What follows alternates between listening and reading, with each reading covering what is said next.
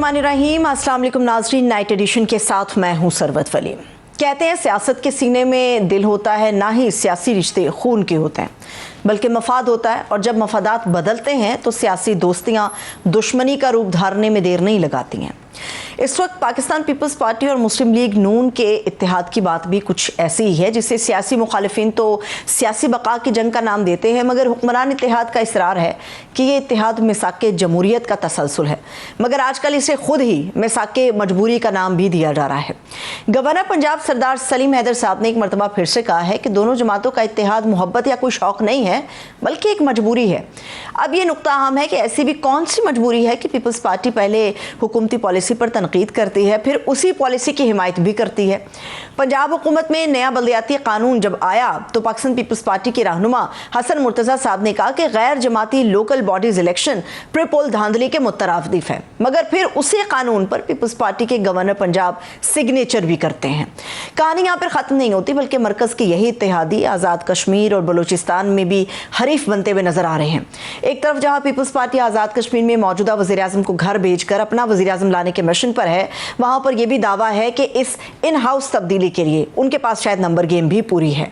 वहीं मुस्लिम लीग नून ने बलूचिस्तान में अढ़ाई साल की कहानी भी छेड़ दी, यानी कि पीपल्स पार्टी की 2.5 साल की एक टर्म के बाद आधी मुद्दत के लिए नून लीग दोबारा से हुकूमत बनाएगी।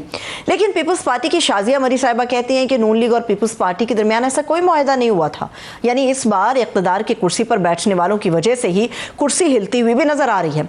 पार्ट शेयरिंग फॉर्मूले के ऊपर अमल दरामद के लिए पीपल्स पार्टी ने लीगी हुकूमत को 1 माह की मोहलत दे रखी है, लेकिन इस फार्मूले या इस मुआहदे को आज तक अवाम के सामने तो नहीं लाया गया। अब ये सवाल भी है कि क्या ये सब इख्तलाफात सिर्फ सियासी शतरंज की चाल है, या फिर 1 माह की मोहलत के बाद पीपल्स पार्टी हकीकतन हुकूमत से अपना फासला बढ़ा लेगी। इसी पर बात करने के लिए स्टूडियोज़ में हमारी मोअज़्ज़ज़ मेहमान मौजूद हैं। पाकिस्तान पीपल्स पार्टी की ये सीनियर रहनुमा है सहर कामरान साहिबा, मैं उनको वेलकम करूँगी। बहुत शुक्रिया आपके वक्त के लिए। हमने जब पहले भी बात की और जब पाकिस्तान पीपल्स पार्टी के रहनुमाओं से बात करते हैं, जमहूरियत, सियासी इस्तेहकाम, मुल्क फले फूले, यही बातें होती हैं। क्या वो आज़ाद कश्मीर में तब्दीली लाने के बारे में इस कदर संजीदा क्यों हो गया? आपने तो कह दिया कि नंबर गेम भी पूरा है, क्या वजह है? अस्सलाम वालेकुम। अब जो आप बात कर रही हैं, पहली बात आपने बड़ी खूबसूरत बात की, मफाद। देखिए, मफाद ज़ाती भी होता है, मफाद कौमी भी होता है। तो ये पाकिस्तान के मफाद में है कि जमहूरियत का तसलसल चले, पाकिस्तान की इज़्ज़त और वक़ार, पाकिस्तान के अवाम की फलाह जमहूरी निज़ाम के तसलसल में है। तो पाकिस्तान पीपल्स पार्टी ने इक़्तिदार के लिए नहीं, ज़ाती मफाद के लिए नहीं, बल्कि उस जमहूरियत के लिए जिसके लिए हमने बेशुमार कुर्बानियाँ दी हैं, जो कोई ढकी छुपी नहीं है। आप देखें कि कॉम्प्रोमाइज़ नहीं किया असूलों पर। शहीद जुल्फ़िकार अली भुट्टो ने अपनी जान का नजराना दिया। शहीद मोहतरमा बेनज़ीर भुट्टो साहिबा तमाम ख़तरात को जानते हुए भी वापस वतन आई, दहशत गर्दी को ललकारा और जमहूरियत के इस्तेकाम के लिए आवाज़ बुलंद की और अपनी जान का नजराना दिया। इसके अलावा पीपल्स पार्टी के सैकड़ों कारकुनों ने। तो ये एक जद्दोजहद थी मुसलसल, जिसके बाद हमने जमहूरी निज़ाम दोबारा हासिल किया। सदर मुमलिकत आसिफ अली ज़रदारी ने आइन को दोबारा उसकी असल शक्ल में बहाल किया। अपनी जो है पावर्स प्रेसिडेंशियल वो कौमी असम्बली को दी, पार्लियामेंट को दी। तो ये जो मैं समझती हूँ कि ये जो इनिशिएटिव्स थे, ये जो स्ट्रगल थी, इसको रायगा तो हम जाने नहीं दे सकते। अब ये कहेंगे कि जी हमारे तहफ़्फ़ुज़ात, बिल्कुल हमारे तहफ़्फ़ुज़ात हैं, 2013 के इलेक्शंस पे भी थे, इसलिए कि उस वक्त पीपल्स पार्टी को एक फेयर नहीं मिला था मौका कि वो इलेक्शंस में हिस्सा ले सके, और एक तरीके से पीपल्स पार्टी को साइडलाइन किया गया। पंजाब से तो बिल्कुल ही बाहर कर दिया गया, सिक्योरिटी के जो है वो चैलेंजेस सामने आ गए। फिर उसके बाद 2018 के में आपको याद है RTS सिस्टम फेल हो गया था, और 2024 के इलेक्शंस में भी बहुत से तहफ़्फ़ुज़ात थे। लेकिन 2 रास्ते थे। एक ये रास्ता कि पार्लियामेंट को छोड़ दिया जाए, दूसरा ये रास्ता था कि पार्लियामेंट में रहकर जो है जमहूरी निज़ाम के तसलसल को बरकरार रखा जाए। तो अभी भी तो जमहूरियत का तसलसल जारी रहने देना। अब आप देखिए, जमहूरियत के तसलसल को बिल्कुल जारी रहना चाहिए, लेकिन जमहूरियत किस लिए है, ये निज़ाम किस लिए है, पार्लियामानी निज़ाम, कि हमने अवाम को सर्व करना है। इसका ये मतलब नहीं है कि अगर पार्लियामेंट में हम किसी हुकूमत को सपोर्ट कर रहे हैं क्योंकि हमारे पास वो नंबर नहीं है, तो हम जो अवाम के असल इश्यूज़ हैं उनसे नज़र चुरा लें। अगर पीपल्स पार्टी ने बात की, पीपल्स पार्टी ने क्या बात की है? पीपल्स पार्टी ने ये कहा है कि सैलाब मुतासरीन को बर वक्त इमदाद मिलनी चाहिए। देखिए, हम हमेशा बेस्ट प्रैक्टिसेस जो होती हैं उनसे सीखते हैं। तो पीपल्स पार्टी ने बताया कि 2022 का हमने जब देखा सिंध के अंदर बदतरीन सैलाब, तो हमने आवाम को कैसे रिलीफ दिया, कैसे फौरी तौर पर उनकी इमदाद की। देखिए, एक ही होता है कि शॉर्ट टर्म आपके इनिशिएटिव्स क्या होते हैं जो आप फौरी तौर पर ले सकते हैं, जो आपकी फौरी ज़रूरत होती है। फिर देन आपके लॉन्ग टर्म इनिशिएटिव्स होते हैं, जैसे भी हमारे 21 मिलियन जो है वो घर बन रहे हैं, तो 2.1 मिलियन घर बन रहे हैं, तो वो जो है क्लाइमेट रेजिस्टेंट, तो वो एक अलग चीज़ है कि 21 लाख घर बनेंगे, वो बन रहे हैं, लोगों को मिल रहे हैं, ख़वातीन को मिल्कियत मिल रही है। तो वो एक जो है ना, एक जो आपकी फोरसाइट थी कि आपने देखा कि किस तरीके से क्लाइमेट के जो असरात हैं वो आम आदमी पे आते हैं, उसको कैसे महफूज बनाया जाए। इसी तरीके से जो है, अगर पीपल्स पार्टी ने कोई तजवीज़ दी तो उसको पॉजिटिवली लेना चाहिए। लेकिन ज़ाहिर साहब, आपका जो बेसिकली तहफ़्फ़ुज़ात की पूरी फहरिस्त है उसमें तो बेसिकली यही है ना कि हमसे बाकायदा मुशावरत नहीं की जाती, हमें अपने फ़ैसलों के अंदर शामिल नहीं किया जाता। उससे आप थोड़ा सा बददिल होकर तो अब शायद गवर्नमेंट से अलहदा होने के बारे में सोच रहे हैं। देखिए, जब आप इत्तेहादी हैं ना, तो ये हम बिल्कुल समझते हैं कि अगर आप कोई लेजिस्लेशन कर रहे हैं जो कि ऐसी लेजिस्लेशन है जिसके असरात आम आवाम पर होते हैं, तो आप डेफिनेटली हमसे मुशावरत करें। अगर आप कोई जो है इसी तरीके से आप अगर कोई प्रोजेक्ट्स ला रहे हैं, तो हम कहते हैं कि जी आप एक सूबे को नहीं सिर्फ नवाजें, आपकी वसाइल की मुनसिफाना तकसीम होनी चाहिए, NFC अवार्ड पे अमल होना चाहिए, काउंसिल ऑफ कॉमन इंटरेस्ट के इजलास बाकायदगी से होने चाहिए, सूबों के हकूक़ जो है उनका तहफ़्फ़ुज़ होना चाहिए। और इसके साथ साथ हम ये कहते हैं कि जी आप जो है, जैसे अगर किसान हैं, हारी हैं, वो इतना सफ़र कर रहे हैं, पिछले 2 सालों से जो है हमारा जो काश्तकार है वो तबाही के दहाने पे पहुंच गया है, क्योंकि हुकूमत ने वीट का रेट मुकर्रर नहीं किया, हुकूमत ने जो है गंदम नहीं ख़रीदी, एक दफ़ा इंपोर्ट हो गई पिछले साल। तो अब ये कि food security is the national security. आप इस चीज़ को नज़रअंदाज ना करें कि एक तरफ नेशनल सिक्योरिटी की बात है, फूड सिक्योरिटी की बात है, दूसरी तरफ हम कहते हैं ज़राअत हमारी रीढ़ की हड्डी है। इन सारे तहफ़्फ़ुज़ात का ताल्लुक तो पाकिस्तान के अंदर या पाकिस्तान की गवर्नमेंट के साथ है। आज़ाद कश्मीर के अंदर हुकूमत की तब्दीली क्यों चाहते हैं? अच्छा, देखिए, आज़ाद कश्मीर के अंदर तो मैं समझती हूँ कि अगर मौजूदा वज़ीर आज़म जो है परफॉर्म नहीं कर सके, जिसकी तौसीक खुद मुस्लिम लीग नवाज़ कर रही है, ठीक है, मैं तलाल चौधरी को सुन रही थी, वो कहते हैं वो डिलीवर नहीं कर सके। अगर वो डिलीवर नहीं कर सके तो पीपल्स पार्टी तो अवाम की पार्टी है ना, वो तो अवाम को देखेगी, वो तो ये देखेगी कि आज़ाद कश्मीर हमारे तो दिल के बहुत करीब है, हम हमारी तो जो है कश्मीर हमारी शहर है, तो हम तो आज़ाद कश्मीर को एक मिसाली हुकूमत देखना चाहते हैं। वहाँ पर जिस किस्म के मसाइल हैं, अगर जो है जो मौजूदा वज़ीर आज़म है वो परफॉर्म नहीं कर पाए, अगर वो नहीं डिलीवर कर रहे, हमने तो मुस्लिम लीग नवाज को कहा है कि आए बैठे साथ मिलके बेहतर फैसला करते हैं। मतलब वो अपोजिशन बेंचेस पे बैठे फिर फैसला होगा, फिर आगे बढ़ेगा। देखिए, हमें तो ऑफिशियली कन्वे नहीं किया, हमने तो अभी भी उनसे ये कह रहे हैं कि भाई आए इस सिलसिले में बाहिमी मुशावरत के साथ फैसला करते हैं, ताकि जो है आज़ाद कश्मीर में इस्तेकाम आए, एक ऐसी हुकूमत आए जो कि आवाम को सर्व कर सके, जो कि जो मंशूर है, जो वादे हैं उनको पूरा कर सके। तो ये तो रोज़मर्रा के मसाइल जो है वो संगीन सूरत हाल इख्तियार करते जा रहे हैं। लेकिन सेनेटर साहिबा, आपको लगता बड़ा मुश्किल है? भारत से ऑलरेडी हमारे मामला बहुत ख़राब हैं, अफ़गानिस्तान के साथ हमारे मामला ख़राब हो गए हैं, हम उधर तुर्किया के अंदर जाके दूसरा दौर आज हो रहा है। भारत तो पहले कहता है कि आज़ाद कश्मीर एक सेंसिटिव हिस्सा है, वहाँ पर पाकिस्तान जो है वो बेहतर परफॉर्म नहीं कर पाता। उनका ये बयान ही है ना कि पाकिस्तान परफॉर्म नहीं कर पाता, वहाँ पर अदम इस्तेहकाम रहता है, वहाँ पर सियासी इंतशार है, हुकूमतें तब्दील होती रहती हैं। तो ये चीज़ें तो फिर इंटरनेशनल मीडिया भी हाईलाइट करेगा, और ये पाकिस्तान के लिए इस वक्त आपको लगता है वो सही बात नहीं है? बात ये है कि यही तो बात है कि बेहतर परफॉर्म करना चाहिए। पाकिस्तान पीपल्स पार्टी ने तो भरपूर साथ दिया, ठीक है। अब अगर खुद मुस्लिम लीग नवाज ये समझती है कि उन्होंने एक ऐसे शख्स को वज़ीर आज़म नॉमिनेट किया जो कि परफॉर्म नहीं कर पाया, तो फिर मैं और वो खुद समझते हैं कि उसकी तब्दीली होनी चाहिए है, तो पाकिस्तान पीपल्स पार्टी तो आपको एक वे फॉरवर्ड दे रही है कि भाई आप तब्दीली करें ताकि बेहतर परफॉर्म करें, हमारी जो है उनके जो है हमारे मुल्क की जो इंटरेस्ट है वो इससे वाबस्ता हैं कि आज़ाद कश्मीर में एक मुस्तहकम हुकूमत हो जो आवाम को सर्व कर सके। अभी ये देखें, अभी हालिया जो है फॉरेन पॉलिसी मैगजीन ने पाकिस्तान की खारजा पॉलिसी की तारीफ़ की। उसकी बिल्कुल अच्छा, उसकी एक बुनियादी वजह क्या थी? Pakistan emerge victorious. हमारी अफवाज पाकिस्तान ने भारत की जो जारियत थी उसको शिकस्त दी और हर महाज पे दी, चाहे आप उसको ये बोलें कि हमारी नेवी, हमारी एयरफोर्स, हमारी बर्री बहरी फोर्स, सब ने तो एक और इवन साइबर डोमेन में। उसके बाद कामयाबी का एक रुख और भी था कि आज से पहले हम इंटरनेशनली इस तरीके से कनेक्ट नहीं कर पाते थे। बिलावल भुट्टो जरदारी ने जिस तरीके से पाकिस्तान का नैरेटिव पूरी दुनिया में पेश किया, ठीक है, उसने पाकिस्तान की उस फतह को दुनिया के पॉलिसी मेकिंग सर्कल्स, दुनिया के मीडिया, दुनिया के ऐवानों और अक़वाम मुत्तहिदा तक पहुंचा दिया, जिसने पाकिस्तान की इज़्ज़त और वक़ार में मज़ीद इजाफा किया। तो आज आप ये देखें कि पाकिस्तान की जिस खारजा पॉलिसी की तारीफ़ हो रही है, पीपल्स पार्टी जहाँ पाकिस्तान की बात आती है, पाकिस्तान के मफाद की बात आती है, वहाँ पे हर चीज़ को पसे पुश डालकर पाकिस्तान की बात करती है। अब मैं एक नाकदीन का ख्याल है कि पंजाब, सूबा पंजाब और उसकी क़यादत की जो सर्द मोहरी है, उसके लिए पाकिस्तान पीपल्स पार्टी अब फेडरल गवर्नमेंट को टफ टाइम देने के लिए खड़ी हो गई है। देखिए, एक नाकदीन का ये ख्याल। देखिए, बात ये है कि जिस किस्म का रवैया पंजाब से आया, एक तो मैं एहतराम करूँगी कि हमारी लीडरशिप का ये फ़ैसला है कि उन्होंने वज़ीर आज़म साहब ने जब भेजा डिप्टी प्राइम मिनिस्टर को और जो है speaker of the national assembly को और इंटीरियर मिनिस्टर को, सदर मुमलिकत आसिफ अली ज़रदारी के पास नवाब शाह, और उन्होंने जो है ये यकीन दिलाया कि हालात बेहतर होंगे और वो जो है इन मामलात को जो सेंसिटिविटीज़ हैं उनको जो है समझते हुए हालात की बेहतरी की कोशिश करेंगे।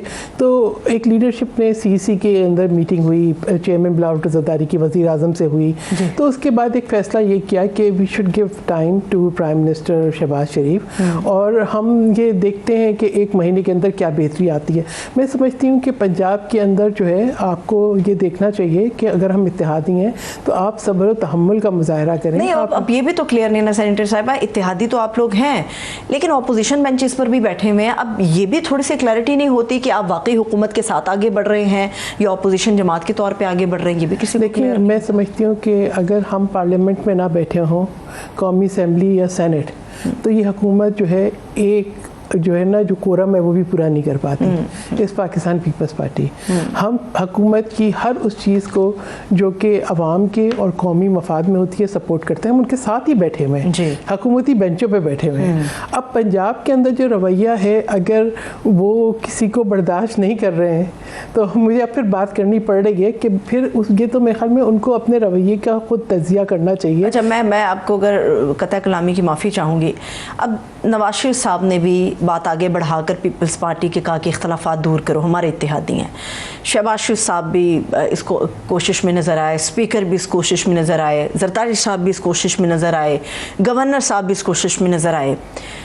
क्या वजह है आप दोनों सियासी जमातों की बात नहीं बन रही? क्या आप लोगों का आखिरी नुक्ता क्या है कि मरियम साहिबा आप लोगों से बात करेंगी तो चीज़ें आगे बढ़ेंगी या उसके बगैर कोई चारा नहीं है? मैं बिल्कुल डायरेक्ट आपसे सवाल मैं, हाँ, आप मुझसे डायरेक्ट पूछ रही हैं, मैं बहुत सोच रही हूँ कि कौन से अल्फाज में चुनूँ। देखिए, मरियम साहिबा भी अपने सूबे के अंदर कोशिश कर रही हैं जो, और उसको बिलावल भुट्टो जरदारी ने तारीफ़ भी की है, लेकिन मैं समझती हूँ थोड़ा सा जो है ना सब्र तहम्मुल वक्त के साथ आता है। ठीक है, अब आप नवाज शरीफ साहब की बात कर रहे हैं, शहबाज शरीफ साहब की बात कर रहे हैं, या जो वज़ीरक सियासतदान हैं वो अपने वक्त के साथ साथ उनके अंदर ठहराव आ जाता है, अभी वो तहम्मुल बर्दाश्त आ जाती है, उन्हें पता लगता है, उन्हें एहसास होता है कि जमहूरी निज़ाम में कैसे चलना है। अभी ठीक है उनके वो चीफ मिनिस्टर बनी है, she would take her time, और उनको पता लग जाएगा कि जो है ये सियासत जो है वो हमेशा जो है वो हम मुस्तफ़ा कुरैशी और उनकी जो फिल्म सुल्तान राय की फिल्में उनसे मुतासिर ना हो, और जो है एक अच्छा एतदाल से चलें, फ्लेक्सिबिलिटी दिखाएं, तो मामला जो है वो बेहतर हो सकते हैं। सूबे में भी देखिए, आप ये नहीं कह सकती कि सूबे में सिर्फ एक पार्टी का वोट बैंक है।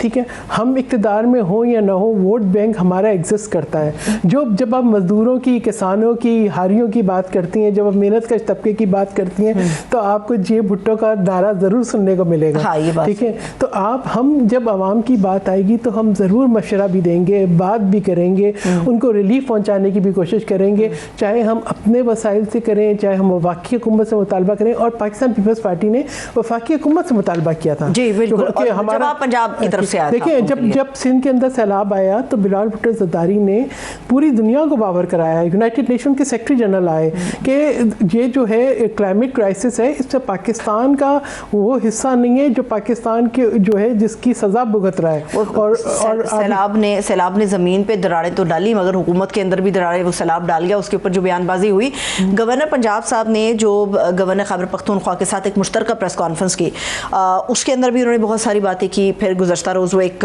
टीवी प्रोग्राम के अंदर भी मौजूद थे। उन्होंने कहा कि पाकिस्तान की 3 बड़ी सियासी जमातें हैं, उनमें से 2 सियासी जमातें मिल जाएंगी, हुकूमत बन जाएगी। तो ये जो उन्होंने बात की है, क्या किस तरह पर आप पाकिस्तान तहरीक इंसाफ की तरफ जा रहे हैं? क्योंकि अगर पीपल्स पार्टी और पीटीआई मिल जाएंगे तो भी तो धड़न तख्ता इस हुकूमत का हो जाएगा। ये धमकी थी या इशारा था? नहीं, मैं समझती हूँ कि देखें, वो गवर्नर है, उनकी एक अपनी सोच है और वो ज़रूर बात करेंगे। हाँ बिल्कुल बिल्कुल। देखें, मैं ये कहूँगी कि मैं या कोई और इस पर तबसरा इसलिए नहीं कर सकता क्योंकि पाकिस्तान पीपल्स पार्टी का जो एक तरीक़ाकार है वो हमारी जो है CEC है, ठीक है, सेंट्रल एग्जीक्यूटिव कमेटी, वो एक बायमी मशावरत से तमाम चीज़ों का जायज़ा लेके फ़ैसला करती है। मे बी गवर्नर साहब को ज़्यादा आगही हो, मुझे नहीं हो, क्योंकि तो ये है कि आई थिंक हमें जो बताया गया है कि we have to wait and we have to look at the collective wisdom, कि पार्टी का जो विजडम है वो क्या कहता है। जमहूरी रिवायत यही कहती है कि जमहूरी सोच के साथ, कलेक्टिव विजडम के साथ आगे बढ़ा जाए। तो मैं कोई अपनी राय का इजहार करूं तो वो बहुत गलत होगा। मेरा ख्याल है कि जो हम फोरसाइट है सदर मुमलिकत आसिफ अली ज़रदारी की, ठीक है, और हम मुझे उस पर पूरा एतमाद है। मुझे चेयरमैन बिलावल भुट्टो ज़रदारी पे पूरा एतमाद है। आप ये देखें कि जब मरियम नवाज शरीफ साहिबा का कराची का एक इंसिडेंट हुआ तो सबसे पहले आवाज़ उठाने वाले बिलावल भुट्टो ज़रदारी थे। जब वो गिरफ्तार हुई तो ऐवान में सबसे ऊंची आवाज़ बिलावल भुट्टो ज़रदारी की गूंजी। तो हम जो है सियासी इख्तलाफात या हम ये कहेंगे जो हमारे आइडियोलॉजिकल डिफरेंसेस होंगे, उनको हम अमली तौर पर मुल्क की सियासत में नहीं लेकर आते। पॉलिटिकल विजडम की तरफ अगर हम जाते हैं तो पीपल्स पार्टी के अंदर कहीं पर ये सोच है कि मौजूदा हालात तो बेहतर हो नहीं रहे, हो सकता है इलेक्शन किसी भी वक्त अनाउंस हो जाए, हो सकता है इलेक्शन का माहौल बनना शुरू हो जाए, और फिलहाल तो ऐसी चीज़ें हमें होती हुई नज़र आ रही हैं। आपके पॉलिटिकल विजडम के अंदर ये सोचा जा रहा है कि जितना भी क्रेडिट है हुकूमत का, चाहे वो बिलावल साहब ने सिफारतकारी की हो, पूरी दुनिया को पाकिस्तान के हवाले से बावर कराया हो, लेकिन क्रेडिट तो सारा नून लीग लेकर जा रही है। अगले इलेक्शन में आप लोगों के लिए ख़तरा बन जाएगा। प्राइम मिनिस्टर के लिए जो आप बिलावल साहब को सोच रहे हैं वो बड़ा मुश्किल हो जाएगा। देखिए, अगर हमारे नज़दीक सिर्फ ओहदे होते ना तो हम अब भी कोशिश कर सकते थे। हमने ये देखा कि अवाम ने हमें क्या मैंडेट दिया है, हमारे पास क्या नंबर है। सो अब ये कहना कि जी अब ये देखें, कोई ढकी छुपी बात नहीं है। हम जो है ना फ़ौज पाकिस्तान की जो कामयाबी है उसको बिल्कुल सलाम पेश करते हैं।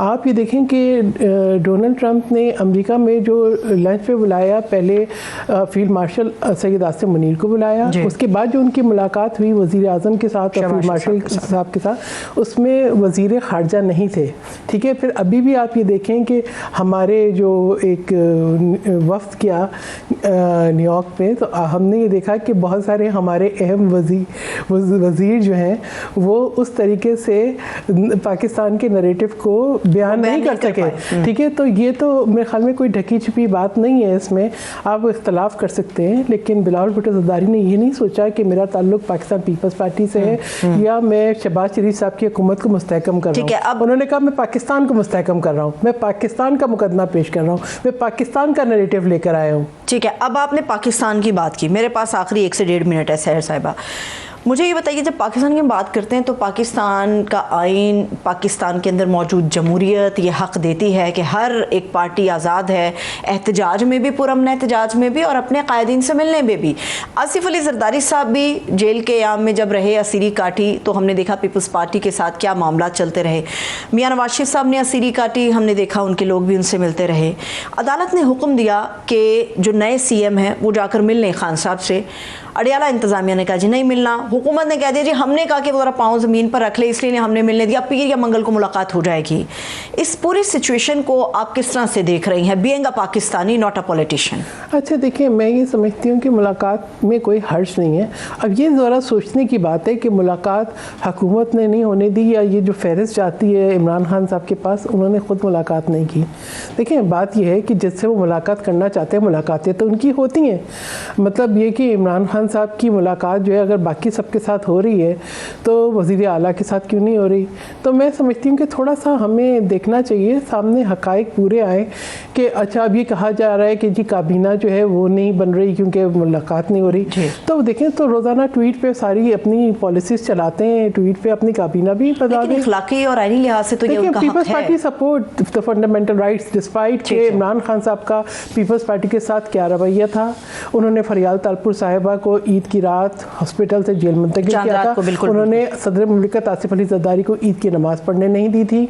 उन्होंने जो है ये कहा था, उनकी न्यूयॉर्क की तकरीर में कहती हूँ कि उनको एक और सहूलत देनी चाहिए कि दिन में 3 दफ़ा वो न्यूयॉर्क की अपनी तकरीर सुने, जिसमें कहते थे कि घर से खाना नहीं आने दूंगा, मैं इनके AC उतरवा लूँगा। देखिए हम तो कहते हैं कि तमाम फंडामेंटल राइट्स सबको मिलने चाहिए, वो चाहे कोई भी प्रेजेंट क्यों ना हो। बहुत शुक्रिया, बहुत शुक्रिया। ज़ाहिर कामरान साहिबा हमारे साथ मौजूद थी, आपके वक्त के लिए शुक्रिया। एक छोटा सा ब्रेक लेते हैं, आप लोग हमारे साथ रहिएगा।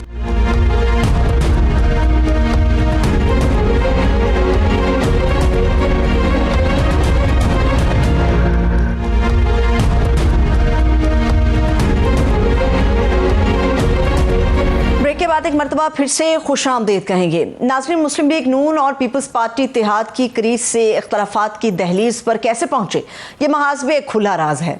गो कि इस किस्से में पाकिस्तान पीपल्स पार्टी के हिस्से में बहुत कुछ आया है, लेकिन फिर भी उनकी शिकायत और रियाजत यही रही कि पंजाब में मरियम नवाज और मरकज़ में वज़ीर आज़म शहबाज ही रहेंगे और उन्हें हर मामले में कर दिया गया है अब नज़रअंदाज। हालिया बयानबाजी के बाद फिलहाल ये तय पाया है कि दोनों जमातें इस फेज़ में बयानबाजी से गुरेज करेंगी। तूफान तो फिल वक्त टल गया है, लेकिन दराड़ अभी बाकी है, क्योंकि पीपल्स पार्टी की बकौल नून लीग का रवैया और विफाकी हुकूमत का पहिया एक साथ अब नहीं चल सकते। दूसरी तरफ मुस्लिम लीग नवाज के पॉलिसी साज भी मुतजाद किरदार अदा करते हुए नजर आ रहे हैं। एक तरफ कहते हैं कि नून लीग पीपल्स पार्टी के बगैर नहीं चल सकती, तो दूसरी तरफ उसी इत्तेहादी को आड़े हाथों भी लेते हैं। पाकिस्तान पीपल्स पार्टी ने नून लीग को 1 माह की मोहलत दे रखी है। अब देखना यह है कि इस इत्तेहाद का मुस्तकबिल क्या होता है। दूसरी तरफ सुहेल आफरीदी जो कि वज़ीर आला के मनसब पर आए, अभी उन्होंने कदम भी ना जमाए कि नून लीग ने कोई कसर नहीं छोड़ी और हर मौके पर चढ़ दौड़ी। हुकूमत के सुहेल आफरीदी से इख्तलाफात और उनकी वजूहात ताहाल नामालूम है कि क्यों हुकूमत सुहेल आफरीदी साहब को गंडापुर पार्ट 2 करार दे रही है। एक सूबे की अक्सरियती जमात अपनी चॉइस पर चलेगी या विफाकी हुकूमत की फरमाइश पर। दूसरी तरफ मुल्क में एक मरतबा फिर से नए बल्दियाती इंतखाबी कानून और गैर जमाती इंतखाबात की गूंज है। अगर हुकूमत ऐसा कोई कदम उठाती है तो क्या ये अदालती अहकामात और मिसाक जमहूरियत की खिलाफ वर्जी नहीं हो जाएगी? बल्दियाती निज़ाम के तहफ़्फ़ुज़ की बजाय उसे तब्दील करने की दलील मुतनाज़े नहीं हो जाएगी? और इस कानून को मुतनाज़े बनाने का खुमियाजा कौन भुगतेगा? ये हदबंदी बहुत लाजिम है। एक और अहम मुद्दा भी है मजहबी सियासी जमात TLP का, कलदम TLP पर, जिस पर पाबंदी लगा दी गई, जिसे हुकूमत ने इंसदाद दहशतगर्दी एक्ट के तहत कलदम करार दे दिया है। आइन का तकाजा और इत्तलात ये थी कि हुकूमत शायद रेफरेंस सुप्रीम कोर्ट को अरसाल करेगी, मगर ये जवाब बनाकर कि ATC कानून के तहत पाबंदी के लिए सुप्रीम कोर्ट जाना ज़रूरी नहीं। एक बड़ा ही अहम मगर जवाब तलब ये सवाल है, और इसी पर बात करने के लिए मुस्लिम लीग नून के सीनियर रहनुमा है, माहिर कानून है मोहसिन शाहनवाज रांझा साहब, उन्होंने हमें ज्वाइन किया। बहुत शुक्रिया, thank you so much Mohsin Shahnawaz साहब आपके कीमती वक्त के लिए। पहले तो आज़ाद कश्मीर की बात कर लेते हैं, बड़ा हॉट चल रहा है। तैयार हैं आप लोग अपोजिशन बेंचेस पर बैठने के लिए रांझा साहब? जी बिल्कुल। देखें, अपोजिशन बेंचेस तो सियासत का हिस्सा होते हैं। कोई भी सियासी जमात अगर ये सोच के सियासत करे कि सिर्फ उसने हुकूमती बेंचेस पे बैठना है, तो मैं ये समझता हूँ कि ये उसकी सियासी जो डेप्थ है उसमें काफ़ी कमी होती है। तो सियासत का आगाज़ ही अपोजिशन से होता है, और मुस्लिम लीग नून तो एक ऐसी जमात है जिसने अपोजिशन, सख्त से सख्त अपोजिशन देखी, हर जगह पे हुकूमतें भी की, अपोजिशंस भी देखी, सारा इस प्रोसेस में से हम गुजर चुके हैं। हमें जोड़ तोड़ भी का भी पता है, और मेरे ख्याल से अभी इस स्टेज पे इतनी जल्दी इतनी खुशफहमी जो है ना उसमें मुब्तला मेरे ख्याल से नहीं होना चाहिए। अभी तो आगाज़ है, आगे काफ़ी ज़्यादा सिलसिला भी बाकी है, और अभी मैं समझता हूँ कि मुस्लिम लीग नून जो है उसकी हिकमत अमली और मुस्लिम लीग नून का जो लायामल है वो भी सामने आ जाएगा, और इंशाल्लाह ताला जो मुस्लिम लीग नून जो है वो कामयाबी जो है वो हासिल भी करेगी। और हमें यकीन है कि इस मौजूदा जो सियासी सूरत हाल है इसमें से भी एक बेहतर लायामल जो है, इत्तफाक पे मबनी जो लायामल है वो मेरे ख्याल से सामने आएगा। और मैं वक्त पाकिस्तान के लिए और आज़ाद कश्मीर के लिए और जो हमारी सियासी और इक्तसादी और जो हमारी दफाई सूरत हाल है इस पूरे खिते में पाकिस्तान की, उसके भी इत्तफाक है वो इंतहाई अहम है तमाम सियासी जमातों का जो इस वक्त इत्तेहाद में पाकिस्तान पे हुकूमत कर रही हैं। ठीक है, आप ये जो बात कर रहे हैं मैं आपसे मुकम्मल तौर पे इत्तेफाक करती हूँ, ये बात बिल्कुल दुरुस्त है। लेकिन आज जो पाकिस्तान पीपल्स पार्टी का इजलास हुआ उसके अंदर बड़ा कॉन्फिडेंटली ये ऐलान भी तकरीबन कर दिया गया कि अदम एतमाद के लिए नंबर्स भी उनके पास पूरे हैं, अब सिर्फ मुशावरत बाकी है प्रेसिडेंट आसिफ अली जरदारी साहब से। लेकिन आपको नहीं लगता कि अगर ये तब्दीली आ जाती है आज़ाद कश्मीर में तो फेडरल गवर्नमेंट के ऊपर जो एक एतमाद है वो कम हो जाएगा, फेडरल गवर्नमेंट जो है वो पाकिस्तान के अंदर कमज़ोर होगी और ये मौका देगी उन तमाम सियासी मुखालिफिन को इस बात के ऊपर खेलने का कि जो वफाकी हुकूमत पीपल्स पार्टी की बैसाखियों पर खड़ी थी आज वो बैसाखियाँ इधर से भी टूट सकती हैं और कभी भी कुछ हो सकता है। देखें, सियासत है ना, सियासत में हम किसी को सियासत करने से या आगे बढ़ने से तो रोका जा नहीं सकता। हर जमात का एक अपना सियासी एजेंडा होता है और उसी की रोशनी में वो आगे चलना भी जाती है। और अगर वो ये चाहते हैं कि इख्तलाफात इस तरीके से, मेरा नहीं ख्याल कि पीपल्स पार्टी अभी भी हम ये तवक्को करते हैं कि मामलात बेहतर तरीके से आगे बढ़ाए जा सकें। और पीपल्स पार्टी के साथ अगर वो सिंध में कोई गवर्नमेंट बनाना चाहते हैं और कोई ऐसी ख्वाहिश रखते हैं तो उसके बारे में भी मेरे ख्याल से बिलावल साहब हैं या जरदारी साहब हैं, उनका शहबाज शरीफ साहब से रब्ता है। और हर चीज़ का जो हल है जब आप इल्हाक में होते हैं और जब इत्तफाक में होते हैं तो आप बैठ के उन चीज़ों का हल तलाश कर सकते हैं। और यहाँ पर भी अगर उनका अपने अलायंस में और अपना जो हमारी जो यूनिटी है उसके बीच में बैठ के अगर वो ये जो भी उनके तनाज़ात हैं और जो भी उनकी ख्वाहिशात हैं अगर वो पे अमल पैरा हमें भी करवाना चाहते हैं तो बेहतर है ये बैठ के बात की जाए और बजाय कि इन चीज़ों को अदम एतमाद और इस तरह की फ़ज़ा पैदा की जाए। क्योंकि आपको पता है कि आज़ाद कश्मीर की जो सियासत है वो जो भी पिछले दिनों सियासी सूरत हाल या जो एक वहाँ पे मसाइल का सामना आज़ाद कश्मीर में हमें करना पड़ा, उस सूरत हाल के बीच में इंतहाई जिम्मेदाराना रवैया जो है उसको इख्तियार किया जाना चाहिए आज़ाद कश्मीर की सियासी सूरत हाल को मद्देनज़र रखते हुए। वहाँ पे कोई भी सियासी एडवेंचर जो है इस वक्त मैं समझता हूँ आज़ाद कश्मीर की सूरत हाल को सामने रख के उसकी वो डबल एज किस्म का उसके जो वेपन टाइप सिचुएशन होगी, वो एक तरफ तो हुकूमत हासिल करने के बारे में आप सोच रहे हैं लेकिन उसके जो मसाइल होंगे वो पाकिस्तान की जो सूरत हाल है और ऊपर से आपको पता है कि कश्मीर, आज़ाद कश्मीर का जो मसला है वो भारत के साथ हमारा एक वहाँ पे इख्तलाफात बहुत सेंसिटिव इशू है ये। तो यहाँ पर हमें कोई सियासी एडवेंचर अगर मतलब जो वॉर फील्ड जो है ना, मेरे ख्याल से आज़ाद कश्मीर अगर पॉलिटिकल मेच्योरिटी, और मुझे यकीन है कि सारी सियासी जमातों में आज़ाद कश्मीर को सियासी का जो जंग का मैदान नहीं बनाना चाहिए क्योंकि वहाँ सूरत हाल इस वक्त इस किस्म की है कि वहाँ पे यूनिटी जो है वो बेहतर है। और आगे अगर जहाँ तक उनके मामलात चल रहे हैं वफाकी हुकूमत के साथ और 1 महीने का वक्त भी है तो मेरा वो उनके जो कायदीन है वो बात भी ये कर चुके हैं और कर रहे हैं।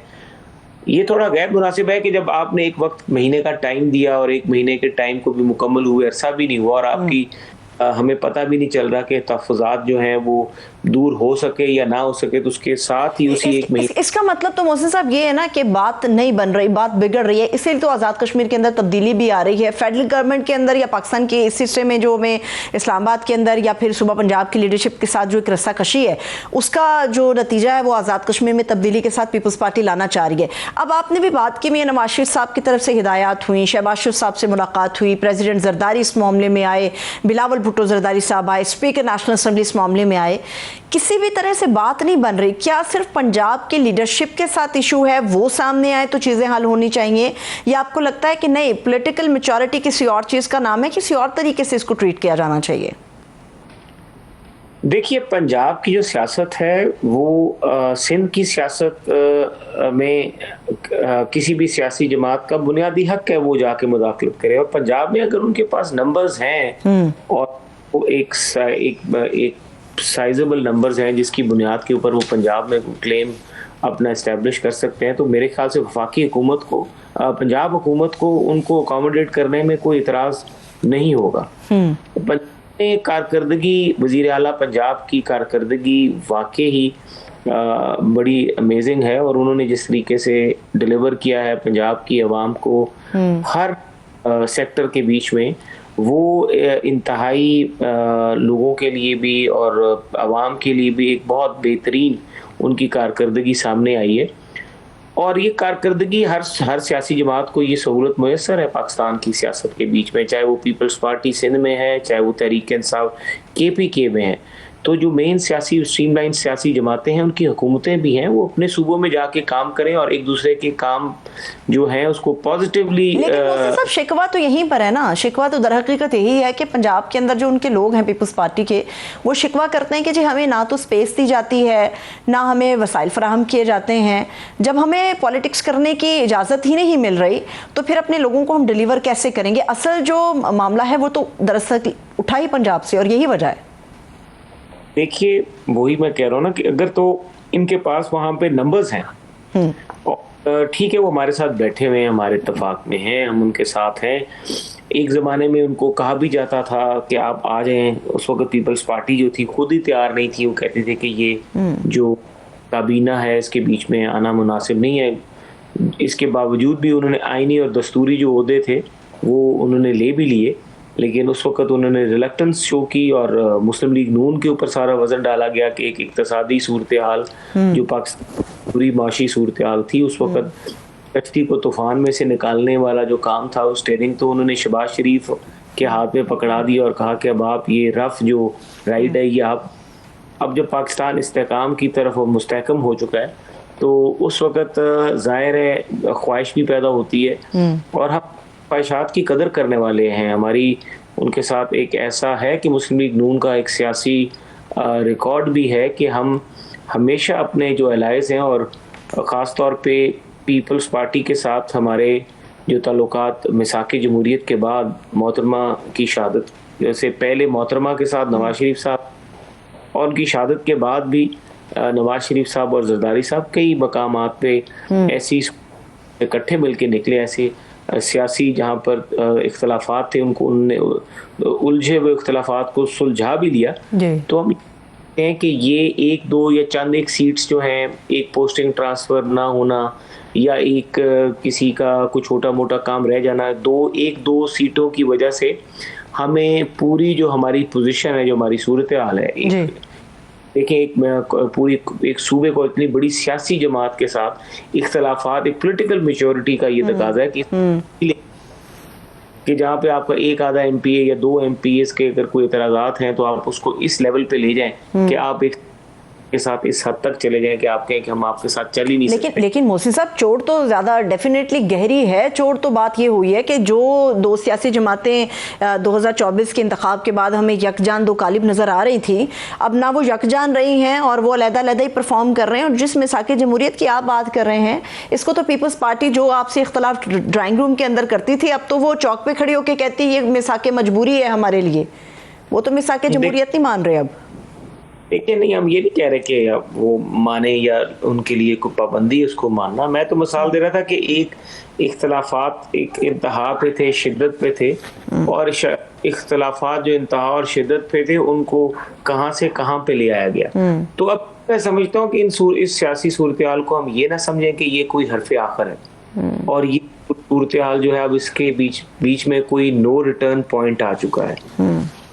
और सियासी जमातें हैं दोनों, और कायदीन भी बहुत मशहूर हैं दोनों सियासी जमातों के पास, और दोनों सियासी जमातें जो इनके कायदीन ये समझते हैं कि इस वक्त पाकिस्तान जिन इक्तसादी जो बुलंदियां हैं जिनकी तरफ रवां दवा है, पाकिस्तान की जो डिप्लोमेटिक पॉलिसी है इंटरनेशनली वो बेहतर हो रही है, पाकिस्तान के पासपोर्ट की कदर कीमत जो है उसमें इजाफा हो रहा है, बैरून सरमायाकार है उनकी पाकिस्तान के बीच में कॉन्फ्रेंस लेवल ऊपर बढ़ रहा है। तो जो स्टेबिलिटी है वो जमानत है हर किस्म की फाइनेंशियल स्टेबिलिटी का। ठीक, तो इस नहीं ख्याल कि ये मुल्क इस वक्त इस किसी ऐसी चीज जो है उसमें से गुजरने के इस वक्त है कि कोई हम आपस में रसाकशी शुरू हो जाए इस इत्तेहाद में, और जबकि दोनों सियासी जमातों को ये पता है कि ये इन द लॉन्ग टर्म ये इन में नहीं होगा कि अगर एक दूसरे के साथ इख्तलाफात इस स्टेज पे जब पाकिस्तान एक की तरफ जा चुका है, और वो जो पिछले 10 साल पाकिस्तान जिस पूरे सियासी प्रोसेस में से गुजरा, 10 साल इमरान खान साहब वाली सियासत, जब से धरनों की सियासत का आगाज हुआ, और अब देखें धरनों की सियासत का आगाज जो था वो इख्तिताम की तरफ जा रहा है। अब रोडें ब्लॉक करना और हुकूमतों को घुटनों पे टेक देना, पार्लियामेंट हाउस के आगे कब्रें बनाना और आईजी को कहना कि तुम्हें फांसी दे दूंगा, और सियासत जो हुकूमतों की रिटें होती थी वो ख़त्म हो जाती थी। तो अब अल्हम्दुलिल्लाह बेहतरी की तरफ आ रहा है, स्टेबिलिटी आ रही। जब स्टेबिलिटी और इस्तेकाम होता है ना सियासी, तो बैनुल अक़वामी जो माशी लोग हैं ना सरमायाकार, उनका भी कॉन्फिडेंस लेवल ऊपर। लेकिन इसमें हचकोले तो आ रहे हैं, हलचल तो मची हुई है। कल तक जो पीटीआई प्रेस कॉन्फ्रेंस करती थी, हुकूमत के खिलाफ बयानबाजी करती थी, या फिर कोई रैली, कोई जलसा, कोई इस किस्म की चीज़ें सामने आती थी, टेलीविजन शोज़ के अंदर जो बातें करती थी, आज पीटीआई की जगह वहाँ पर पीपल्स पार्टी बैठी होती है। अब पीपल्स पार्टी आप कह रहे हैं कि बिल्कुल पॉइंट ऑफ नो रिटर्न के ऊपर तो चीज़ें अभी नहीं गई, लेकिन जब किसी जमात का एक नामवर शख्स, या मैं गवर्नर पंजाब साहब की बात करूं, वो ये कहना शुरू कर दें कि मुल्क की 3 बड़ी सियासी जमातें हैं, 2 मिल जाएं तो हुकूमत बन जाएगी, तो ये तो एक लिहाज से मुस्लिम लीग नून को धमकी भी लगा रहे हैं कि हम पीटीआई के लिए भी रास्ता खोला हुआ है हमने, अगर पीपल्स पार्टी और पीटीआई मिल जाएंगे तो फिर नून लीग का तो फिर सफाया हो गया ना। ये धमकी है या इशारा आप लोगों को दे रहे हैं? कुछ तो कर रहे हैं वो। ये आंख में चोली तो चलती रहती है। गवर्नर साहब हमारे एक सियासी शख्सियत है, कुछ हैं जब कभी कभी छोटे मोटे सियासी तज्जिए सियासतदान देते रहते हैं, छोटी मोटी चीजें ऐसी होती हैं जिनको मैच्योर करने के लिए कभी कभी छोटी मोटी बयानबाजी हो जाती है। तरह से तो ये काफी अरसे से सिलसिला जारी था, क्योंकि प्रेशर भी उन्हीं पे आ रहा होता है उनके मेंबर्स ऑफ द पार्लियामेंट का। ठीक है, अच्छा मेरे पास सिर्फ 1 से 1.5 मिनट है, आपका मजीद फायदा मैं उठाऊंगी। आप चूंकि लीगली भी बहुत सारे मामलात को देखते हैं, एक पॉलिटिकल पर्सन से हट के एक माहिर कानून की हैसियत से मैं चाहूंगी कि आप मेरे सवाल का जवाब दे दें 1 मिनट के अंदर। मोहसिन साहब ये बताइएगा, एक तो ये जो टीएलपी वाला मामला है, कल अदम इसको करार दे दिया, इसके ऊपर बड़ी कंट्रोवर्सी है। कानून की नज़र में क्या है, अगर इंसदाद दहशतगर्दी एक्ट के तहत भी आप किसी पॉलिटिकल पार्टी को करदम करार देते हैं तो क्या सुप्रीम कोर्ट के रास्ते से निकलकर आना ज़रूरी होता है? और इसके अलावा क्या आइन इस बात की इजाज़त देता है कि पंजाब के अंदर जो गैर जमाती बुनियादों पर बल्दियाती इलेक्शन करवाने के बारे में बात चल रही है, कानून के अंदर उसकी गुंजाइश है कि हाँ आप ऐसा कर सकते हैं, पॉलिटिकल पार्टीज को जो है वो इस प्रोसेस से, पॉलिटिकल प्रोसेस से ही अलहदा कर सकते हैं? है गुंजाइश इतनी? देखिए, पहली बात तो ये है कि जो जहाँ तक एक बैन करना है एक सियासी जमात को, उसका तो प्रोसेस है। वो प्रोसेस एक समरी पंजाब हुकूमत से की, वफाक ने एग्जीक्यूटिव ऑर्डर पास किया, वो समरी सुप्रीम कोर्ट में जाएगी और वो फिर कॉन्स्टिट्यूशनल कोर्ट में जाएगी। कॉन्स्टिट्यूशनल कोर्ट जो उसके ऊपर अपनी डिसीजन देगा, वो डिसीजन जो है वो फाइनलिटी गेन कर जाएगा। उसके बाद एक पॉलिटिकल पार्टी जो है वो बैन हो जाएगी और उसके जितने भी अकाउंट्स वगैरह हैं, उसके जो मेंबरान हैं, उनके अकाउंट्स और वो डी-सीट हो जाएंगे। ये कानूनी प्रोसेस होता है और ये प्रोसेस जो है ये एज पर लॉ जो है वो सही तरीके से किया जा रहा है। ठीक। तो जहाँ तक टीएलपी का किरदार रहा है, देखें माजी से लेके अब तक कोई भी, चाहे तहरीक इंसाफ थी या हम थे या कोई भी सियासी जमात, प्यार मोहब्बत से तो सारे सब मसालिक जो है हमारे लिए काबिल एहतराम है। हम तो इंतहाई का इनका एहतराम भी करते हैं। उनके जो भी मामलात होते हैं, सारे मुसलमान होने की हैसियत से हमारे अकीदे, हमारा ईमान पुख्ता है जी।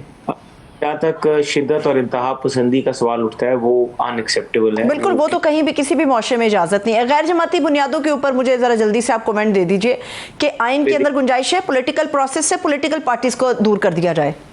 तो बुनियादी इसमें पॉलिटिकली होगा। जब आपके तहसील लाजिम वाला जो स्टेप आएगा, उस वक्त ये पार्टी के इनको ज्वाइन भी किया जाएगा और फिर ये पार्टी फोरम्स पे ही आ जाएंगे। ये आइन भी इस चीज़ की इजाज़त देता है और दस्तूर में भी इसकी इजाज़त मौजूद है। ये प्रोसेस जो इलेक्शन करवाना जो बल्दियात के हैं, ये लाजिम है। जमात हवाले से जो है वो इतना नहीं होता, क्योंकि और वैसे भी जो ये बल्दियात का इलेक्शन होता है, ये सियासी होना भी नहीं चाहिए। अगर आप चाहते हैं कोई भी चाहेगी या हुकूमत, मुल्क का भी फिलहाल इसमें है कि जो एक लेवल है ना, वहाँ पे पॉलिटिकल पार्टी बेसिस से हट के वहाँ पे इलेक्शन होना चाहिए, ताकि लोग वहाँ पर मजबूर सियासी जमातों से हटके आम आदमी को अपने लिए मसीहा के तौर पे देखें, और इसमें इतनी गुंजाइश आईन और दस्तूर के अंदर मौजूद है कि गैर जमाती बुनियादों के ऊपर ये हो सकता है। बहुत शुक्रिया, thank you so much. Mohsin Shahnawaz Ranjha साहब हमारे साथ मौजूद थे। इसके साथ ही मुझे इजाज़त दीजिए, अपना बहुत सा ख्याल रखिए। खुदा हाफिज़।